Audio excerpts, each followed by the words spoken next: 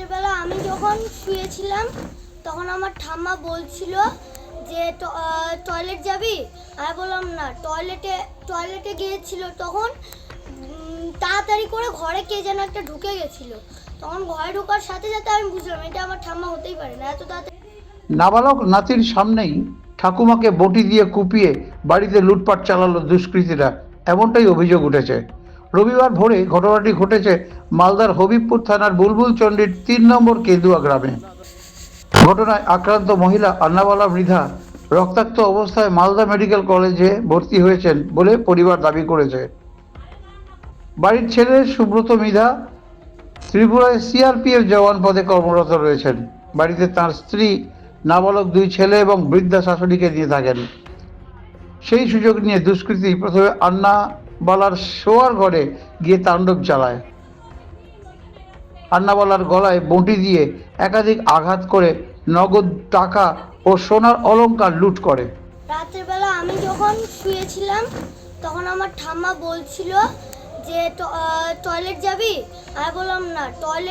টয়লেটে গিয়েছিল তখন তাড়াতাড়ি করে ঘরে কে যেন একটা ঢুকে গেছিল। তখন ঘরে ঢোকার সাথে সাথে আমি বুঝলাম এটা আমার ঠাম্মা হতেই পারে না, এত তাড়াতাড়ি টয়লেট কীভাবে হবে। তো তারপর যেই ঠাম্মা ঢুকলো আমি হালকা চেতন পেয়েছিলাম। তখন দেখলাম যে ঠাম্মার কেউ একটা মুখ চেপে ধরেছে বালিশ দিয়ে চেপে ধরেছিল। বলেছে গলা কেটে দিব, সব কিছু যা আছে সব কিছু বের কর। তো বলার সাথে সাথে একবার কোপ দিয়েছিল, কিন্তু আমি থামিয়ে দিয়েছিলাম, বললাম যে কিছু করবেন না। তো সব বের করে দাও ঠাম্মা, আমি বললাম যে চাবি ওখানে আছে, বের করে নিতে হবে। তো সব কিছু বের করার পর কানের দুল যা ছিল সব টান দিয়ে খুলে নিল।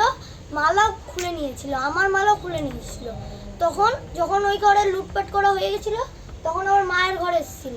মায়ের ঘরে এসে আমাকে বলছিল কি, এই জায়গাটায় দাঁড়িয়ে ছিল, আমাকে বলছিল যে তোর মাকে ডাক।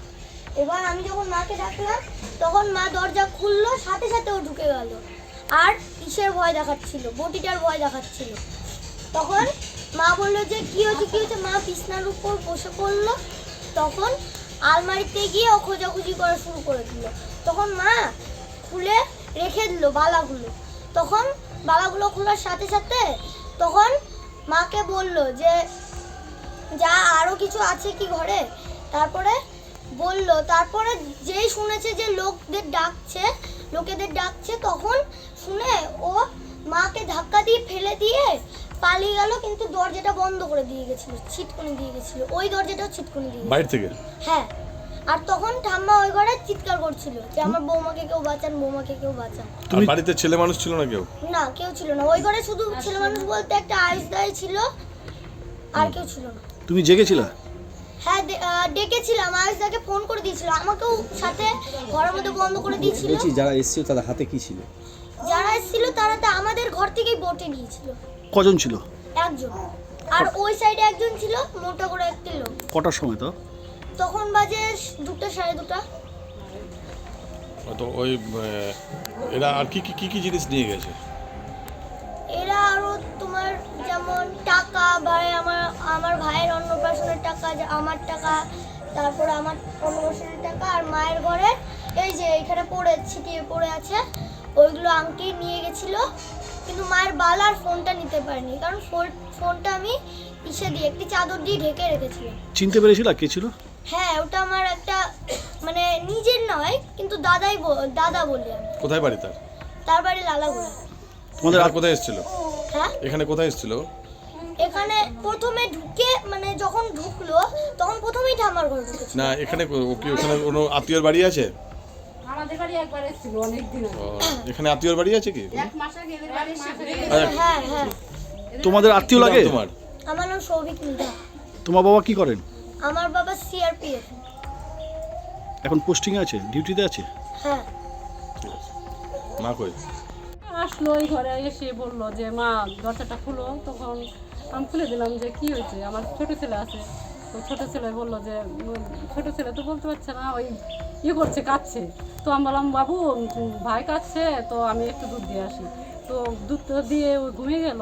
তারপর উঠলাম, এখানে উঠে তো সিটকানিটা খুলে দিলাম। খুলে দেওয়ার পরে বললো যে ওইমনি হককে ঢুকে গেল ওই নিয়ে বটিটা নিয়ে। ঢুকে যাওয়ার পর এখানে ধরছে, বলতেছে যে যা আছে বের করে দাও। তো আমি তো একটু একটু ওকে দেখে চিনতে পেলাম যে হয়তো ইয়ে। তারপরে সে আমি কি বলবো, কি নাম ওর? যা আছে নিয়ে যাও। ওই যে ওকে চেনেন? আমি নামটা জানি না, ওই শাশুড়ি ও কি আপনাদের বাড়িতে কোনোদিন এসেছিল? একদিন এসেছিল, ওই অপারেশন করবে তোর মাকে নিয়ে। কয়জন ছিল ওরা? একাই ওই ছিল, আচ্ছা, একাই ছিল, বাইরে হয়তো কেউ ছিল। আমাকে লাইটই জ্বালাতে দিচ্ছে না, ঘরে লাইট বাজছিল, বড় লাইটটা দিব যে রডটা জ্বালাবো, দিচ্ছেই না। কি কি নিয়ে গেছে আপনার মধ্যে? ওই যে ছিল ওইখানে কি যে ছিল ওইটা আমি নাই।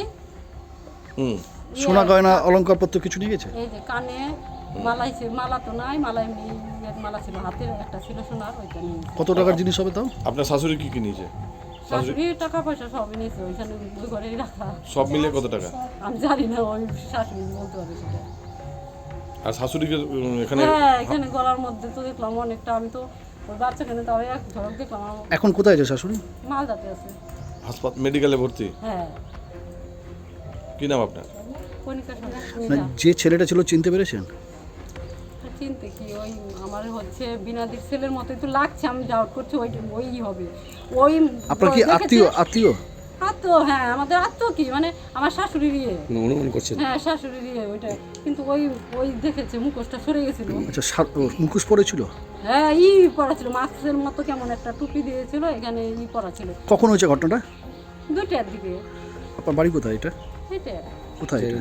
জানি না। এটা কেন্দ্রতে। বুলবুলচন্ডী? হ্যাঁ, আপনার স্বামী কি করেন? রেয়ারপিতে চাকরি। উনি আছেন? না, বাইরে। আপনার কয় ছেলে মেয়ে, কজন থাকেন এখানে? এখানে 2 ছেলে আর শাশুড়ি আর আমি। স্বামী ছিলেন না? নামটা নিয়ে নেন আমার। আপনার নাম? কণিকা সরকার। আপনার কি এখন আতঙ্কে রয়েছেন? অবশ্যই, এটা তো আতঙ্কে থাকবেই। কত টাকার জিনিস নিয়ে গেছে ও? এখন কিভাবে আইডিয়া করবো আমি?